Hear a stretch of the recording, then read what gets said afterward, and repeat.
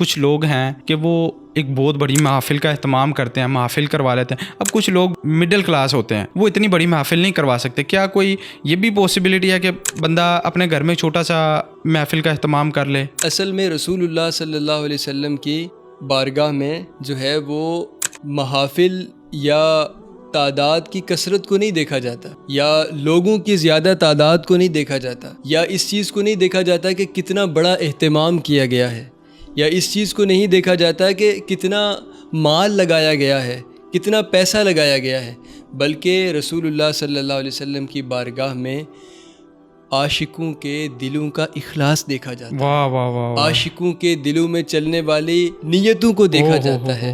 وہ جو حضور کے دیوانے کا دل جو تڑپ رہا ہوتا ہے حضور کی بارگاہ میں, اس تڑپ کو دیکھا جاتا ہے.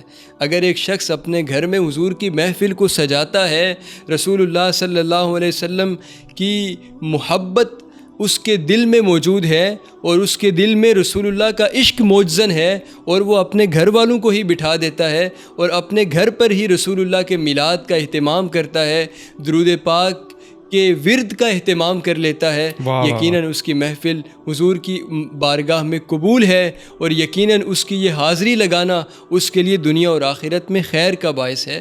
تو اس لیے رسول اللہ کی بارگاہ میں اخلاص کو دیکھا جاتا ہے. تو جو بڑا اہتمام کرتے ہیں, بڑا جو ہے وہ انعقاد کرتے ہیں محافل کا, انہیں بھی چاہیے کہ اپنی نیتوں کو دیکھیں. اکثر آج کل ریاکاری بھی آ گئی ہے, لوگ جو ہے وہ ریاکاری کے جال میں پھنس جاتے ہیں, اور ان کے اندر یہ چیز بھی آ جاتی ہے کہ لوگ دیکھیں گے, یہ کہیں گے کتنا بڑا اہتمام کر دیا ہے, کتنی بڑی محفل سجا لی ہے, اتنا بڑا چراغاں کیا ہے, اتنے اچھے کھانے کا اہتمام کیا ہے. تو یہ چیز جب دل میں آ جاتی ہے تو پھر محفل کے سارے فوائد ختم ہو جاتے ہیں. چونکہ ریاکاری آ گئی تو اس محفل کے فائدے کے بجائے الٹا نقصان ہوتا ہے.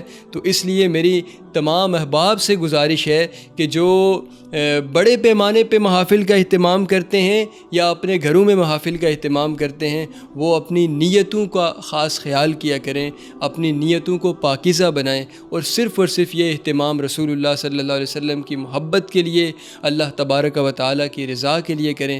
جب آپ اللہ کی رضا کے لیے کریں گے تو یقیناً آپ کا تھوڑا اہتمام بھی اللہ کی بارگاہ میں قبول ہو جائے گا. شاہ عبد الرحیم رحمۃ اللہ علیہ ایک مشہور جو ہے اللہ تبارک و تعالیٰ کے کامل بزرگ اور ولی گزرے ہیں.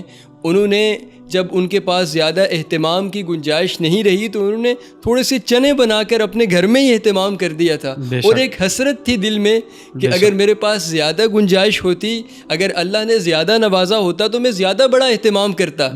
تو یہ ہے کہ گنجائش نہیں تھی تو اس لیے انہوں نے کم اہتمام کیا, لیکن یہ بھی ان کے اخلاص تھا ان کا, اور ان کی محبت تھی ایسی کہ رسول اللہ صلی اللہ علیہ وسلم نے اس کو قبول فرما لیا, اور حضور نے یہ کرم نوازی بھی فرمائی کہ آپ کو اپنی زیارت سے مشرف فرما لیا. خواب میں پیارے آقا علیہ الصلوۃ والسلام کی زیارت نصیب ہوئی.